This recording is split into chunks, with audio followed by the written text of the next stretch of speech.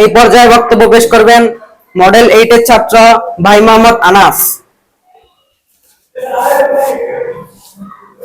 আউযু বিল্লাহি মিনাশ শাইতানির রাজিম। বিসমিল্লাহির রহমানির রহিম। দারুল আজহার মডেল মাদ্রাসা নোয়াখালী ক্যাম্পাস বালকশালা কর্তৃক আয়োজিত আজকের এই সাপ্তাহিক জলসায় উপস্থিত আছেন আমার প্রাণপ্রিয় শিক্ষক বোরান স্যার, আরো উপস্থিত আছো আমার প্রাণপ্রিয় শিক্ষার্থী ভাইরা।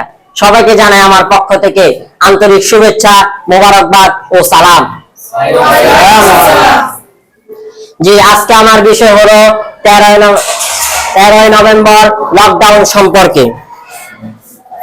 আমরা জানি বিগত 15 বছর স্বৈরতন্ত্র কায়েম করেছিল স্বৈরাচার শেখ হাসিনা। অবশেষে 2024 সালে 1 মাস ব্যাপী অসহিংস আন্দোলন সহিংস রূপে প্রকাশ করে ছাত্ররা 5 আগস্ট স্বৈরাচার শেখ হাসিনাকে এই দেশ থেকে তাড়িয়ে দিয়েছিল। অবশেষে পতন হয় এক স্বৈরাচার শাসকের। কিন্তু পতন হওয়ার পরও স্বৈরাচার থামেনি। তিনি নানা ষড়যন্ত্রের মাধ্যমে এই দেশকে করতে চেয়েছিল স্থিতিশীল থেকে অস্থিতিশীল, অর্থনৈতিকভাবে অস্থিতিশীল করার পর তার লক্ষ্য ছিল আইন শৃঙ্খলা ও দেশের নাগরিকদেরকে অস্থিতিশীল করা। তাই প্রতিনিয়ত তিনি এই খাতে কাজ করে গেছেন যাতে এই দেশ কোনোদিনও তার উদ্দেশ্য সফল করতে না পারে। তাই বিগত কয়েকদিন ধরে আওয়ামী লীগ যত উল্টা পাল্টা এবং যত দেশ কায়েমে ইসলামী আন্দোলন কায়েমে যেসব পদক্ষেপ আছে সেসব পদক্ষেপকে রুখতে তারা যত ধরনের বাধা আছে সব বাধা তারা কায়েম করছে এবং অবশেষে তারা আজ অর্থাৎ 13 নভেম্বর ঢাকা শহরে লকডাউন ঘোষণা করেছে।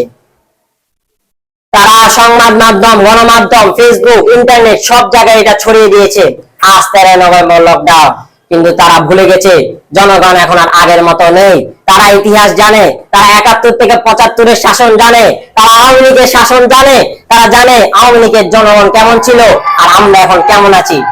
আজ ছাত্র জনতা চুপ করে থাকবে না, তারা এর মধ্যে রাস্তায় নেমে গেছে এই আন্দোলনের বিরুদ্ধে। আমরা সবাই জানি যে 5 আগস্টের আগে যে আন্দোলনটা হয়েছিল সে কেমন সহিংস ছিল, গত 15 বছর সে কি করেছিল এটাও আমরা জানি। তাই আমরা আর এই নেত্রীকে দেখতে চাই না, আমরা এই স্বৈরাচার দেখতে চাই না। তাই আজকে আমরা এই লকডাউনকে বয়কট ঘোষণা করলাম ইনশাআল্লাহ।